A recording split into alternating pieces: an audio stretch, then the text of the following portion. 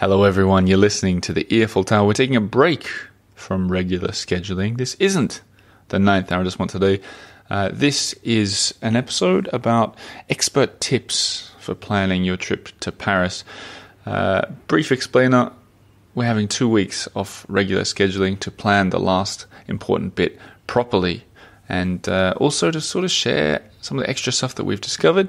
And in this episode, we're going to share some of the things we've learned to hopefully help you with your upcoming Paris trips, or indeed your Paris explorations. Now, this episode is brought to you by the Patreon supporters, people who are members of the show and make it all happen. Thanks, guys. And it's also brought to you by the Earful Tours. What am I talking about? You'll hear more about that at the end of the episode. Joining me today is lovely Lena, my wife. Hello. How you doing, Lena? I'm great. And together we've brainstormed our best expert tips, which we'll start sharing with you after this intro music by Press Maxon.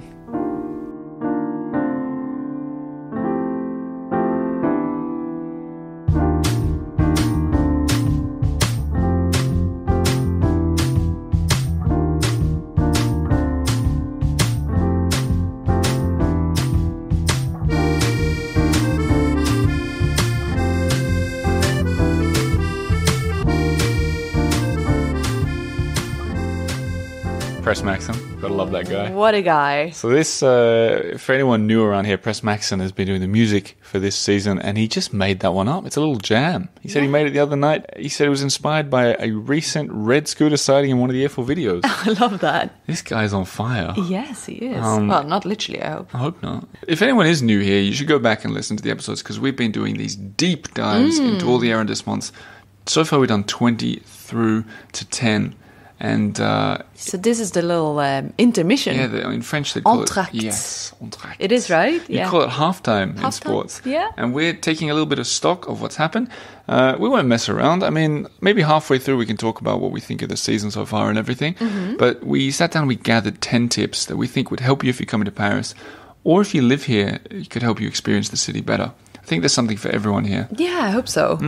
And we'll start with the headline, then we'll explain what it means. The first one is you'll often pay for the story. Yeah, and what does that mean, you might wonder?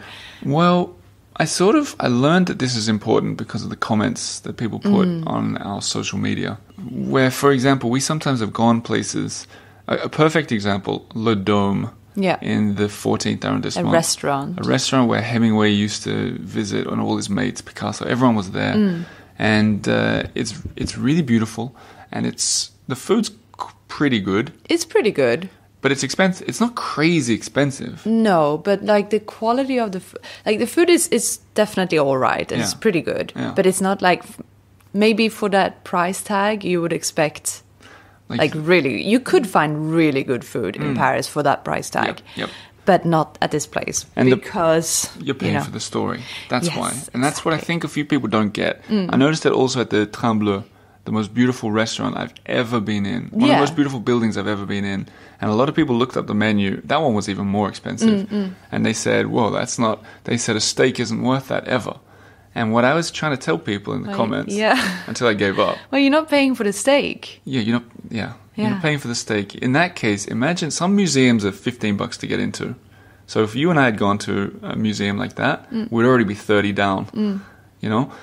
So with those places, or when you're chasing Hemingway's ghost, or when you're going to an iconic famous place, even when you're having a coffee next to the Eiffel Tower, you're not paying for the coffee.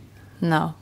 You pay for the provenance. Yeah, for the provenance. Yeah, exactly. That's what you're paying for. And you pay for the story. It's hard to get, especially if you live, like you and I both come from cities that aren't famous, right? And you basically, if it's more expensive, it's better.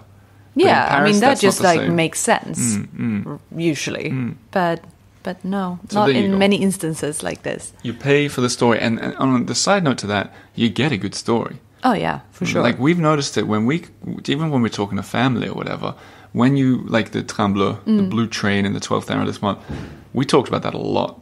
I've been telling everybody about that. I loved it. And sometimes if you just pay for a really expensive, we don't really go out for expensive meals ever. No. But if you do, you go, yeah, that was nice. Yeah. and that's the end of delicious. Yeah. And that's nice too. I mean, but it's just a very different sort of experience. Also on the subject of food, the second point is you don't need to linger. This could be our personal motto. I like this. Well, this is very much like how you are as a person, but if you want to really make the most out of an evening... In Paris, specifically. Yeah, if you only have like a set number of days here, don't linger in one... Don't be too loyal to one restaurant. So Lena and I went out the other night. We got a babysitter. This wasn't for the show at all. We just had a night out. But it's the kind of thing we've been doing during this season. But we went out for a dinner at a restaurant. And then the guy came over and said, do you want dessert? And we were like, no, sir, we'll have the addition, s'il vous plaît. And I am surprised because usually you're like a sucker for upselling. Oh, yeah, underway. Yeah, you're just like, yes, please. I'm like, oh, he offered us dessert, I better take it. But not this time. No, we went down the road to a favorite restaurant of ours. We had dessert, and the guy said, do you want a cocktail with that? And I was like, well, he's offered us a cocktail, I better take the cocktail. And Lena was like, no, don't linger. And we went down the road. So a little espresso instead with a dessert. And we went down the road and had a cocktail at a little speakeasy bar in the 7th. Yeah. And within 2 hours, we'd had 3 really different, really fun experiences. Yeah. And you could do this anywhere in your whole life, normal, whatever. But if you're coming to Paris for a finite amount of time and you want to explore stuff, in 2 hours, you can do an awful lot. And it's so much fun.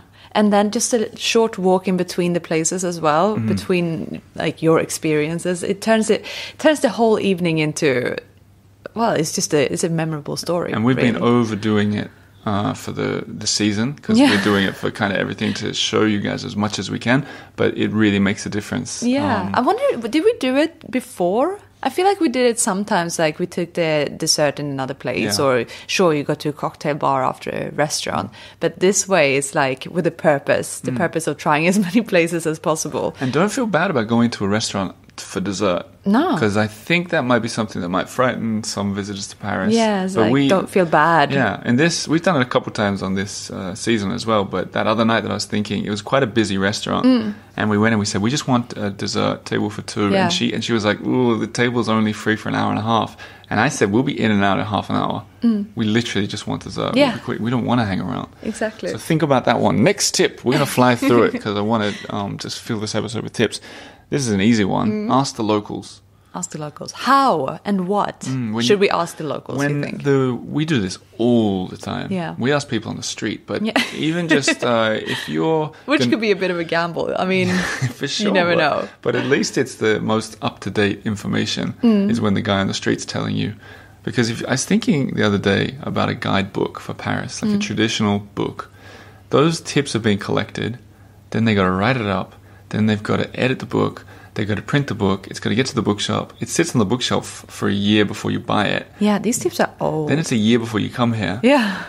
Things are opening and closing like crazy. Especially now after COVID, like the whole areas are changing. Yeah, so when you guys are hearing these tips from us, they're usually days old.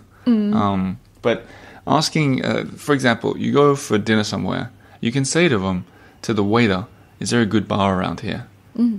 You can. It might seem a lot of the things we're saying might sound obvious, but it's this works here and it works really well. Yeah, and we do it all the time, and we find that more often than not, it's a success. So it's cool, and you go to places that you never would have heard of or like looked up by yourself. The other problem with guidebooks, and I don't think we're so guilty of this on the podcast, but a lot of guidebooks read the other guidebooks. Yeah. A lot of bloggers read the other blogs. Yeah, especially blogs, I feel. So the hype gets so over the top. Yeah, everyone recommending the same places. So we try really hard not to do that, but a good way of doing that is you ask the locals. This next tip is difficult because it's going to sound like obvious. It's going to sound like the whole world, but we've noticed, especially in Paris, it makes a huge difference. And it's invest in your hotel stay or your Airbnb. Yeah. It's worth not going out for that dinner before you come to Paris to put an extra 50 euros into or the have hotel slightly or whatever. cheaper meals while you're here. Or, well, I used to think, I mean, it's of course, it's a question of means and how much you can afford and budget. But I used to think like the absolute cheapest is I know fine. you did, because on our honeymoon, we both did. I know. Our budget was like, I what was know. it, 40 euros a night? Yeah. We stayed in... I still remember someone The messaged worst me. of the worst. Do you remember at the end of the honeymoon, this... for new listeners, I'm not going to go into detail. This is one's for the old listeners here. Someone messaged me at the end. They go, gosh, I really thought you'd be sharing all the tips of the hotels you stayed at. Oh my and I responded, God. you don't want to know the places. No one wants to stay in those places. Yeah. It's places where you're like, there's definitely a camera in the shower here. It's true. It's true. Bad. Anyways, so I used to think like the cheaper, the better, and we're only going to sleep. Like, who cares about paying for somewhere you're just going to sleep? You're not going to notice where it is. But we really noticed during these 10 episodes. Because we've done 11 now. Yeah. We stayed in 10 hotels in 11 districts. Exactly. And it is extremely noticeable. Now we're a little bit experts on it. Well, yeah. When you stay in an area that somewhat. you like and you have a nice hotel room, you don't need to go crazy. But the difference between an average one and a decent one can be huge. Location-wise, if you're staying in a bad location, it kind of ruins, especially because we've been on this short, tight budget, short, tight time frame. We're doing like a really condensed holiday. And when we've stayed half an hour walk from where the action is, and especially if the hotel's not very good, it ruins the experience a bit. Yeah. Whereas when we stayed sort of central to the district or on a really cool street, we're like the Terrace Hotel in Montmartre is like on Rue des Abbesses, and it's overlooking Paris, and you walk outside and everything's there. It became part of the experience. And it's exactly. So I didn't think I'd ever recommend investing in hotels, especially when we're not sponsored by them. No, we don't care. no, of course. If anything, we want to save you guys money. Yeah. But this is one thing where... And we know how hard it is to book hotels. That's always been the most time-consuming. But we've had friends who come to Paris and they're like, well, we're going to, we really got a good deal. And it might not even be that much cheaper, but like a bit cheaper. And they stay literally outside of Paris and come in every day. And that way, I feel like that is such a mistake because you get so tired. And once you're in Paris...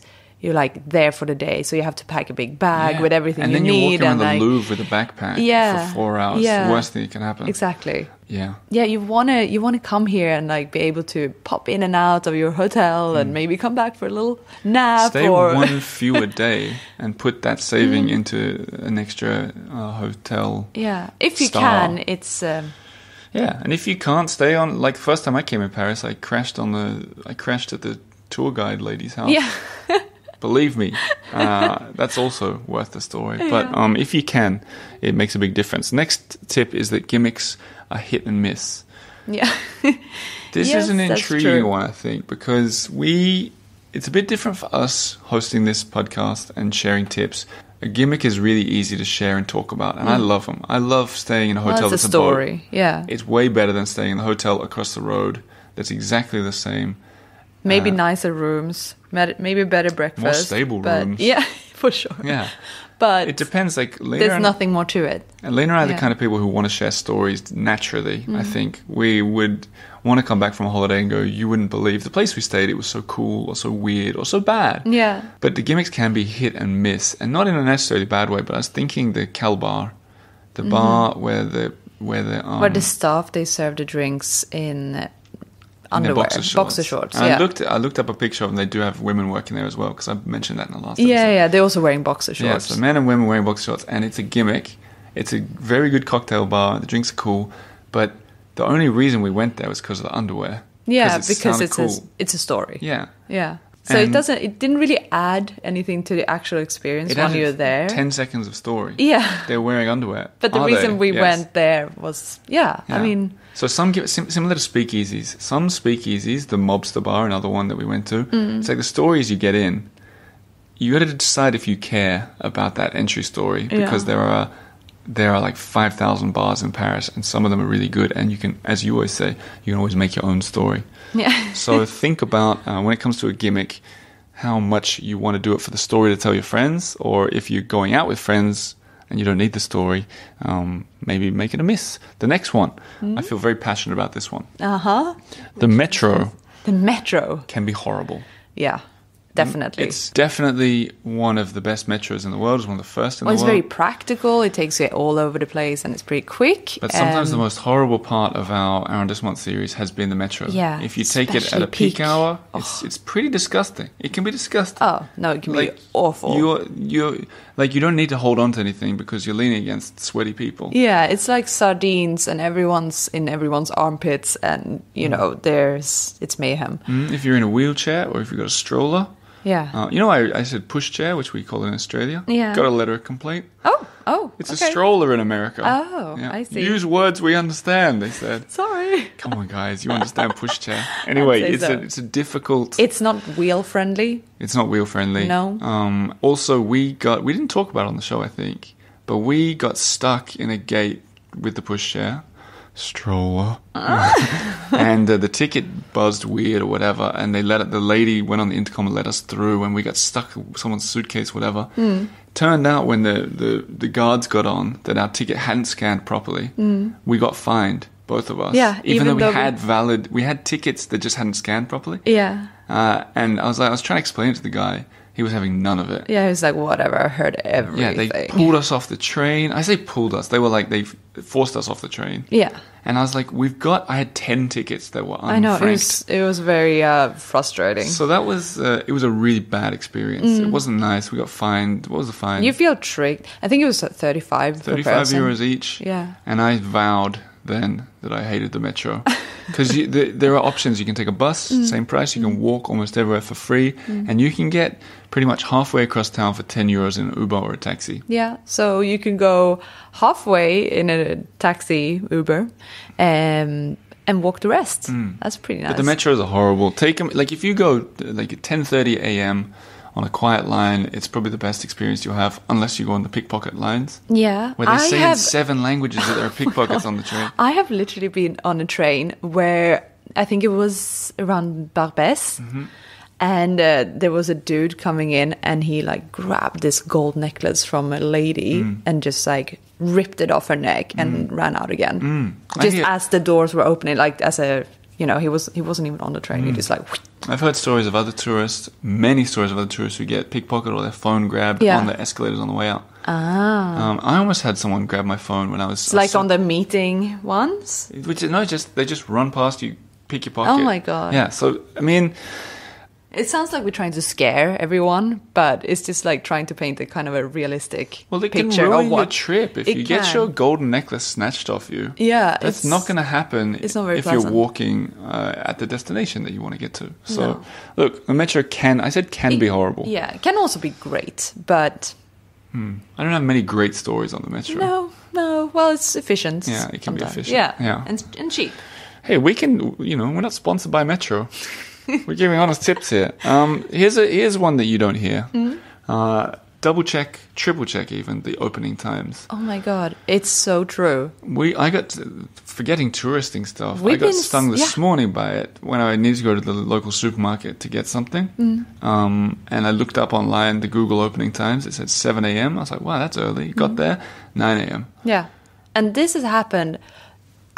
countless this has happened times about now. 4 times in the past 2 days to us. Yeah. The people don't care to update their online times. Yeah, so if there's something that you really want to fit in or like try to time it perfectly with other activities, like actually call that place and try to figure out. It's worth it. If you're only here for 2 days and you're hoping to go to some places have unusual opening times. Like a lot of places are closed on Mondays. Sure, a lot of like museums and like butchers and stuff. Mondays is a bad day. Some museums just randomly close on Thursdays or whatever. Yeah, or Tuesdays. And sometimes they don't. And the Louvre or whatever is really obvious because it's the biggest in the world. But the smaller ones, they might close for renovation and forget to update their website. Oh, definitely. That happens. Oh, we've experienced this a lot. Yeah. So if you're trying to fit in a lot of things, really make sure so you don't get a bad surprise. I mean, even just in general, because I've called more than usual in this season because sometimes we're bringing a photographer or whatever,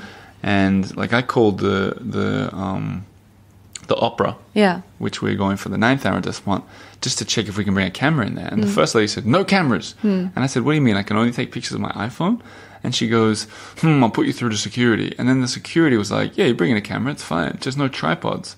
I was like, well, if you went with the first one, I maybe wouldn't have even tried. We wouldn't have the lovely pictures you guys are going to see. Everyone in there were taking pictures, like everyone. So double check things. Yeah. Because especially opening times, because you might, as has happened to us so many times, you might rock up to the front of the place and it'll be closed. Well, it's especially disappointing when something that is quite far away from where you want to go otherwise. Like you go... Exactly like that. We're talking 15th hour this month for you guys who haven't It was like an artist colony or a collective workshop atelier, something that turned out to be nothing. I'm wondering now if the people who are listening to us around the world right now are the kind of people who've listened to all the episodes of the season, or because of the headline is quite catchy, if they've just jumped in and they don't know all the... Because this whole season... hopefully we can tempt you. Well, yeah, this whole season we've been talking about 24 hours in every district. So when we say La Ruche in the 15th, like there's a whole cool story there. Yeah. But we won't get into it because... No. We've got the next point to get up to. I haven't numbered these, but it feels like we're at about 7. Is don't ever go door to door. And by that I mean... Opera is a good example. If you're staying in a hotel on the left bank in the Latin Quarter, and you need to go to the opera, I wouldn't recommend getting in a taxi or even a metro or a bus from your hotel to the opera. A lot of people would do that. It sounds really logical. It's practical. Yeah, practical and logical. But on both sides of that trip, there's a lot of cool things on side streets, even main streets, and you're missing all of it. Yeah. You're missing so much. Aim to get there half an hour early and take a meandering loop through. Yeah, to really just experience the surroundings and the neighborhood. Like that at the opera, perfect example. There's a really beautiful sort of courtyard, the Edouard, with the statue of the horse right next to it. We'll talk about it in the 9th because we've done that bit. It's the kind of thing that you would miss. Yeah, you'd never go there. I mean, if you just go door to door.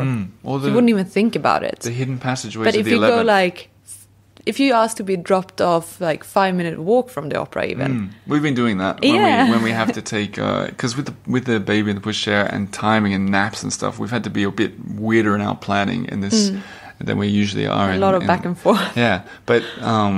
that extra little bit of exploring can unearth wonders. And I mentioned the 11th passageways because that's such a perfect example of you never know what's 2 meters ahead of you. And that Patreon walk that I did, I took a gamble because the walk that you and I did with the photographer, where we turned left, I suspected that the next block had a lot of these passageways, and that's where I found all the good ones. It was just a feeling? Yeah, I saw it on the maps that there were a lot of passageways. I didn't know if they were good or not, but I did a whole extra block and found all this extra stuff. Awesome. So we're living by these mottos. We're not just making them up. Here's one that you're passionate about. Don't be fooled by Instagram. Oh, yeah. Yes. No, but it can really... I feel like it can be this false reality that people try to aspire to. Yep. And just make your own story. And all these photos that you see on Instagram, or little reels, videos, it looks like it's the most hidden, exclusive little spot that no one's ever seen, or it's totally empty. But it's always none of these spots are empty. It's just good angles and right timing. I think I have a thought about that, especially these travel bloggers who always go viral and they spend a day in every city. So they're showing their secrets of Santorini, and then their secrets of Paris and their secrets of New York. How would they know the secrets? They don't know the secrets. You need to spend years walking every street to find the secrets, they just look up, they just go hashtag Paris and see the highlights and okay, these addresses I need to have a shot at. So really, I got 2 good examples for everyone. One is Rue de l'Université, which is where... Julia Child. Yeah, where she used to live. Is it Child's? It's Child. And you know how I know? Because over your shoulder, My Life in France, Julia Child. Oh, there we go. The white book at the top. I was reading it. She lived on that street. Nothing to see at her place. But at the very end of the street, it's right by the Eiffel Tower. And a lot of people take the same picture there. And you know how I know it's the same picture? The other day we were walking past there and there was a girl showing her boyfriend a picture of some influencer. And they were both frustrated. It was not there's a good always moment. Boyfriend and girlfriend frustration on the Instagram shots. But she was trying to do the exact same, standing on the exact same part of the curve, looking over her shoulder, having the flick of the hair and the swoosh of the dress. Those are warning signs, guys. If you stumble upon that on Instagram and think, or Facebook or whatever and think, I want that shot, that looks cool, guess what? You're going to be queuing for it. Yeah, literally. And the other good example is people often take this picture on the Champs-Élysées with the Arc de Triomphe. Champs-Élysées sounds romantic. Arc de Triomphe looks beautiful, sounds romantic. It is chaos. Yeah. And when you see that picture, those people, I hate to call them idiots, but they're standing in the middle of a 10-lane thing, and they've waited for the perfect moment. They've got someone, they're usually wearing a beret and holding a baguette, which is really dumb. No, it is, because you don't stand with a baguette in the middle of a highway. You just don't. Well, it is essentially a highway. It's dumb because it's not safe. Yeah. That's why I mean it's dumb. Yeah. But it's also dumb because it's saying to people, check this out. And if, I'm just thinking of a typical person listening to this show, if they see that picture and they want to go do it, you're going to hate it. Yeah, it's you. First of all, you're queuing up to head into that crazy roundabout. Wait till the traffic is like somewhat safe, which it isn't, because it's just like free for all basically. And then take a shot and make it look like you're alone. Yeah, make it look like you just happen to be walking. And it's just crazy. There's not even a little island there that's safe to stand on. Those pictures, right in the middle, they're standing where the Arc de Triomphe, where the Étoile roundabout intersects with the Champs-Élysées. That is so stupid. It's a bad spot. Go and find one of the 450,000 other good spots. Another bad spot that I've seen so many times is people doing yoga poses in front of the Eiffel Tower. You know that on the bridge? What's it called? It could be, I don't know what it's called, Iena? Oh, maybe. Okay, take that out, Eddie. Forget what it's called. On the bridge that goes directly in front of the Eiffel Tower across to Trocadero. Yeah. In the middle, like between all the lanes, they just like randomly do yoga. I hate that. And they run into traffic, and they have like this poor little photographer with them. Is like, come with me and risk your life. It's just. Let me tell you guys honestly, if you want, if the point is to get a good Instagram photo, firstly, get a good Instagram, a story to tell, the caption. Get a decent photo with a cool caption. When you're going out in the midst of the traffic, that's just silly. Go to, for example, the Vieux Belleville, where they sing Edith Piaf. Take an average photo and write, we had the best experience tonight singing Edith Piaf with the locals. Well, it's cool. I mean, just be yourself and authentic, be real. And authentic Paris experience. Okay. The other thing, I've got one more. I always see it on Instagram. People that pull their bed or their mattress or their pillows to the window. Yeah, what's that all about? So, because I know, I've seen people stay places we've stayed. I'm like, the bed isn't by the window. Yeah. And they're like, just lazy. I'm like, you have to move everything to take that picture. It's like a big effort. Yeah. And or they pull it out on the balcony. I'm like, what are you doing? No one's sleeping on the balcony. Yeah, or taking the duvet onto the gross balcony. Those balconies, the tin or the zinc or whatever it is, always gross. Looks nice, I guess. Here's an easy tip: go through the open door. Don't. I've said this on the show before. That sounds very obvious. It does, but I thought I'd include an obvious one that I've talked about before, because some of the coolest experiences we've had this season and on the show is if you dare to go into, it doesn't have to be a private looking courtyard, it can be a hotel, a fancy hotel where maybe you don't feel like you belong, or whatever, like something that looks a bit intimidating or there's lots of places like that for whatever reason. Just go in. The worst that's ever going to happen, and it's happened to me 100 times or more, is someone goes, sorry, what are you doing here? And you say, just looking. And then they either go, okay. Yeah. Or they say, oh no, it's private. And you say, oh, I'm terribly sorry. I feel like if you just go in with a huge smile and say, bonjour, like, you're not going to get in trouble. They might turn you away, but they're not going to get angry. Or bring a baseball bat and a balaclava. Stop. And you can get anywhere. It's a door opener. No. But especially for like the sort of passages that we talked about in the 11th arrondissement, or even La Ruche that we talked about, we did meet an artist who invited us in. Don't be afraid. Don't be afraid of Paris, because I know a lot of people are. Yeah. Or even, I know some people are afraid of going to some shops because they might have a door that's not, like compared to an American mall where everything's really accommodating and open. Or like that shop Aussi in the 14th.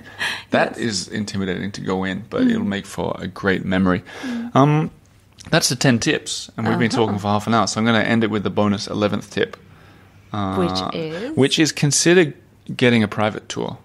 And I'm not talking about a huge, like a tour where there's 15 people, 30 people following someone holding a flag, where they give you a history lesson of Paris that... And you hear half of it and you care... And you forget most of it. You forget the rest.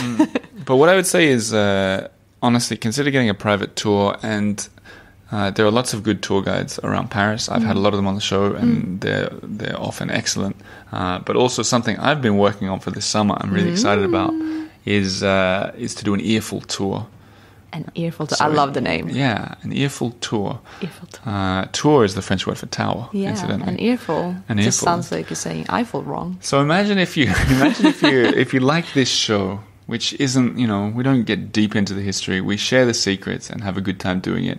If that's the way that you want to see Paris, let a member of the Earful team take you for a guided tour. Yeah, and you will feel more like you hang out with a friend who lives in Paris. Well, a knowledgeable friend who lives in Paris. Paris as well. So I've retired from the tour game. I just have. There's too many other things going on, but I'm training up the Earful team. Yeah, yes. So it's not totally finished yet. If you're in Paris this week, you could be like one of the last guinea pigs. But if you're coming soon or you're listening to this in the future, go on theeiffeltower.com/tours. Wow. Or always just send me a message. And at the moment, it's the Marais and Montmartre. And I've been on a bunch of tours this past couple of weeks, training people up with Patreon members who've dared to be guinea pigs. As it's so been tested. Fun. It's been really fun. Montmartre has changed a lot, by the way. You mentioned. Yeah. Hang on. Say that again.